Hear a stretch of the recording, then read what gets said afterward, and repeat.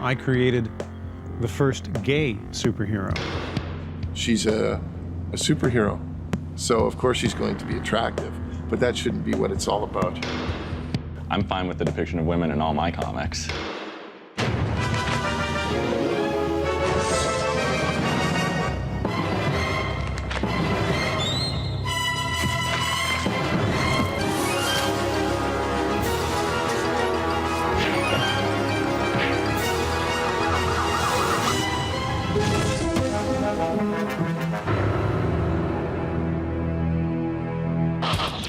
Comic books have a reputation for their unrealistic depiction of the world.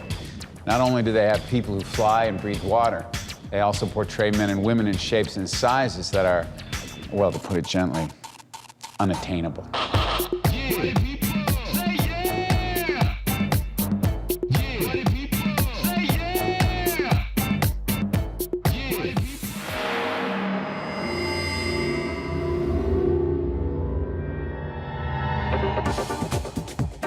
Frankly, women are portrayed horribly in comics because they're generally portrayed by young men without any real education or experience with women, for that matter. And I think that's been true since the dawn of the industry. Women in comics, for the most part, are portrayed from a adolescent. See, but even when I'm saying this, I know that the people that are writing those women characters, they don't believe that. But that talks about the writers more so than the characters. You know, the writers believe I'm doing a very believable woman. The guys that are drawing it, are they helping anything? Whatever you're trying to sell to another human being, whether it's a product or a concept or a philosophy, you've got a 10% better chance of getting the idea across if it's delivered by a Victoria's Secret runway model. Is it horrible? Maybe. Is it terrible? Possibly. But it's like one of the few, irrefutable truths about society since the dawn of man. The sexy cave women got the best furs or something. I don't know. Yeah, people can point to certain things and say, well, that's just a male objectivist fantasy. And yes, I'm a male. What do you expect? It's like men do objectify women. That's just something they do. And the best of us try hard to realise that and get over it, but they do. Most artists in comics drew all their women to look alike. It's the Betty Veronica syndrome, where they all look alike except for the color of the hair. In Titans, George was the first that I'm aware of who actually made a concerted effort and succeeded in making Starfire one physical type, Wonder Girl a completely different physical type, and Raven a third type. If anybody should be outspoken about it, guys should be outspoken about it, because most male superheroes have no packages. It's like there's nothing there. But they're not offended by that. They're just reading the comic, but girls, I guess, tend to be a little bit in tune with body consciousness or something like that. You don't have many men complaining that there's a man depicted in the comics who has 44-inch biceps and a 72-inch chest and a 28-inch 12-pack waist. Honestly, I don't think women's depiction in comics is any different than their depiction anywhere else. It really just depends on what you're looking at and what you're looking for. I mean, I'm fine with the depiction of women in all my comics, and that's the only ones I can control. So I had a woman kill Captain America. Come on. It doesn't get tougher than that. Clothes make the man. It's a saying that applies to comic book characters more than it does to you and me. Comic book superheroines, the cartoonist just draws naked women and then they color them different to naked costumes. So I remember as a kid reading, superhero comics and very much enjoying the superheroines. When these gals are running around in skin-tight costumes, it does tend to emphasize the girly bits. When superheroes started, it was just the easiest and quickest way to draw a person, was to just draw the human body and put lines and color where you would want the clothing to be. And I don't think it was like when it first started, it was a hypersexualized thing, because, they wouldn't have that in the 40s and 50s, It was just the easiest way to get a drawing done, and that's why their costumes look like that. sometimes it just looks impractical. I mean, when I was drawing Wonder Woman, I thought, this is the stupidest costume in the whole world. Has anyone here worn a bustier? Do they know what happens if you go, and I've explained this to people, you put on a bustier and you go back to throw a punch. Your boobs go this way. The costume stays right here. You know, it's like, I'll suspend my disbelief. Yes, this woman can do all these things, but I know that costume's not gonna move when she picks up a car or when she, you know, she's flying up in the air. Crime fighting in bikinis. Crime fighting in armor. Going from civilian clothes to the crime fighting costume is a transformation that some comic book characters have to go through. And the change is often very different, depending on the sex of the character. Well, the disrobing phenomenon is a classic delay of anticipation. You know Superman's going to win, and you know that as soon as Clark Kent becomes Superman, the villain is going to get defeated. So really the entire tension is about waiting for Clark Kent to become Superman and to take that logical step towards amending whatever needs to be amended. The trick with the male superheroes, they do strip, but they tend to be wearing as much underneath, if not more so, than they are on their street clothes. Some of them even pull out masks and they're even more covered. With women, when they strip out of their street clothes and put on their superhero costume, it tends to be less. Wonder Woman is a classic example. So you have this weird association with this anticipation where you're actually waiting for Wonder Woman not just to become Wonder Woman, but you're waiting for her to strip. And the entire narrative that unfolds as a result of that can actually be seen as a drawn-out striptease, which is problematic, to say the least. Dressed in leather and choosing a whip as a weapon, Catwoman was a prime example of sexuality virtually taking over a character. But one writer and artist team saw her as more than just an excuse for a fetish fashion show and gave her substance as well as sex appeal. In the late 90s, DC Comics approached Ed Brubaker and myself about relaunching Catwoman. I always liked the idea of the character, and I liked her when I was a kid. I liked the sort of on and off thing with Batman and how she was a cat burglar. And when we sat down and started to talk, we saw that we both believed the same thing, that this was a great character. She needed to be dignified. We needed to make her appeal to women. And she had to be attractive and sexy and powerful, but that's not what the book is about. I thought, okay, well, if I, just ignoring everything that's been done with Catwoman for the last 5 or 6 years, what would I do with Catwoman? And so I thought, well, I'll take her back to the East End where she started and get someone to design a cool costume. And I had a couple ideas that I suggested, like having the aviator's helmet with the buckle and the goggles and some kind of leather cat suit. I think I had been trying to figure out what to have her wear, and my wife said, well, why don't you put her in like one of those Emma Peel cat suits? And I thought, oh, that's called a cat suit? So I gave Darwin those 2 suggestions, and he just, made it look like the coolest. I mean, they're still using it, and it's been like 7 or 8 years at this point, it seems like. As an artist and designer, I looked at it as, if she was real, what would this woman wear? It's why we cut her hair off. It's why we took the boob socks off. What would be practical for her? What would allow her to do these things she does, but still allow her to be attractive? And that's kind of where we ended up with it.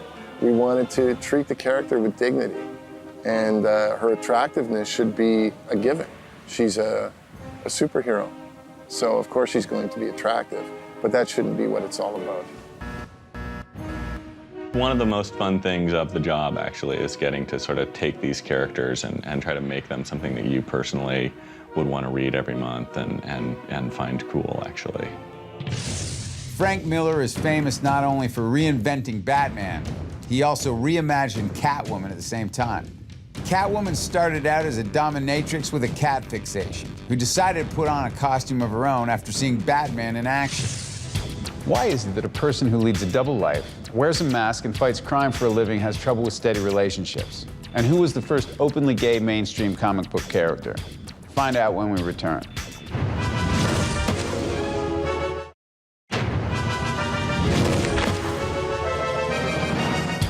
For people who save the world on a regular basis, why is dating and marriage so tough? The family dynamic in Fantastic Four was really complicated in the sense that Reed Richards and Sue Storm had a marriage. Traditionally, the idea is to keep a superhero away from that. And Umberto Eco has a very cool theory that anything that's sort of a major life moment, let's say, marriage, having a child, they lead the hero to what's known as final consumption, which is basically a pathway to death.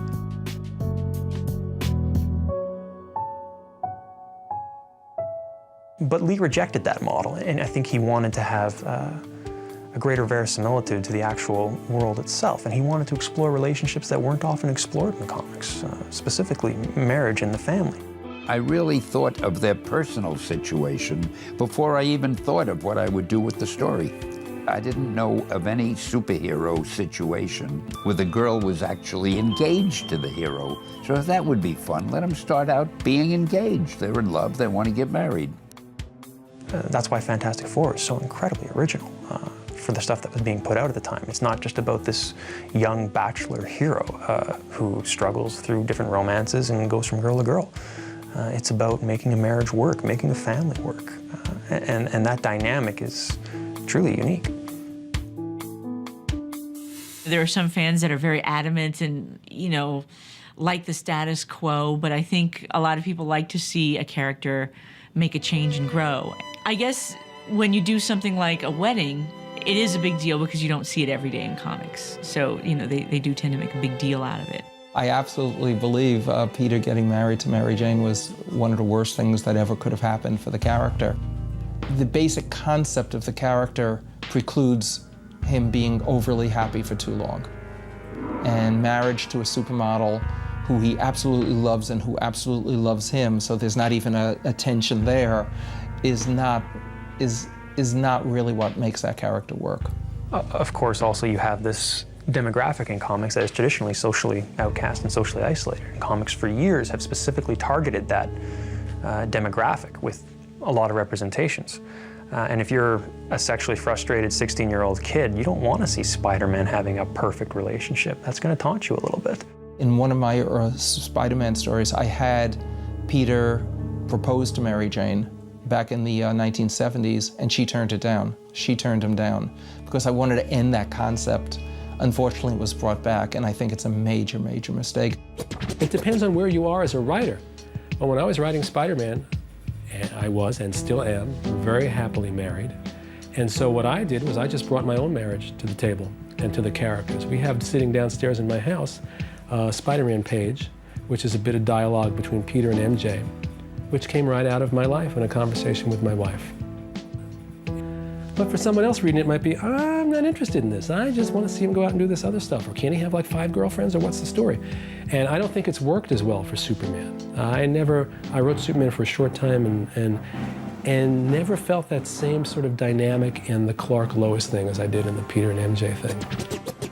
Superman's relationship with Lois Lane is unrealistic. It's meant to be. That's the way it's supposed to work. Lois Lane loves the big muscular hero. She doesn't understand that the little wimpy guy with the glasses that she has no time for is actually the same person. That's not a portrait of a human relationship. That's a metaphor for the way that people relate. It works really well as something that drives stories. It's not meant to be realistic. Now that she knows in the comics that they're one and the same, I think that's very interesting. I did like the tension of, the original Superman, Lois, Clark triangle, but as we move forward and evolve, we just can tell different kinds of stories now that he's in a relationship with Lois than what we could tell when he wasn't. Peter Parker's wedding to Mary Jane Watson was the happiest day of his life. So much so that he needed a change of clothes and 2 covers to celebrate the blessed issue. Love and Rockets is a comic series by Jaime and Gilbert Hernandez. It's fiction, but it's not a fantasy superhero story. The men and women of Love and Rockets are very different from the folks of Metropolis or Gotham because they're more like people you and I know in real life. Love and Rockets has created, for my money, the greatest love story to occur in literature in the last 30 years. Maggie and Hopi are these incredibly complex female characters. They're women and they're gay. So right there, they're unconventional for what's appearing in comics at the time. But there's a tremendous sense of humanity to them. They are extraordinarily flawed people. Their relationship is extraordinarily flawed, but there's genuine love between them. Maggie started out as just a character that I wanted to put in any situation I wanted to. And then she evolved into this punk kid. Hopi came along more of a type of person I would see on the street. These tiny little girls running around with spiky hair. And Maggie needed a sidekick, you know.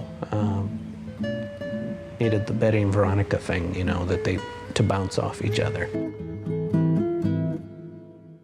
Jaime does Hispanic characters in his sort of fictionalized Los Angeles or America, and dealing with the situations there, you know, as normal people would. And mine is in a sort of mythical, you know, South American country. So the work actually complements each other that way. The two of them both follow a small group of characters over a long period of time, and they really understand how people relate to each other, what their longings are, how they act on those longings, how they act on those ideas, or how they don't act on them. Gilbert came up with this theory that because our father died when we were very young, we saw life through our mom's eyes, being raised by the single mother who, you know, whenever something happened, we saw it through how she dealt with it. For me, it also goes back to when I was 13 or something. Gilbert started encouraging me to draw women. And I was like, I can't draw girls, you know, but as soon as I did, I just wanted to draw girls all the time, you know. I was a 13-year-old boy, right? In mainstream comics, when they say a strong woman character, they mean a woman that can pick up a truck. When they talk about, you know, hopefully, when they talk about Love and Rockets, they're talking strong women characters, meaning more dimensions to them, are strong in the sense of better written, hopefully. Something early in me thought, well, if I'm going to do these characters, I got to make them human, or it's just another TNA thing. I don't know, that just seemed important to me for some reason, you know. Virtually everything sexual seems to be a tough sell for the mainstream comic book press, including sexual orientation.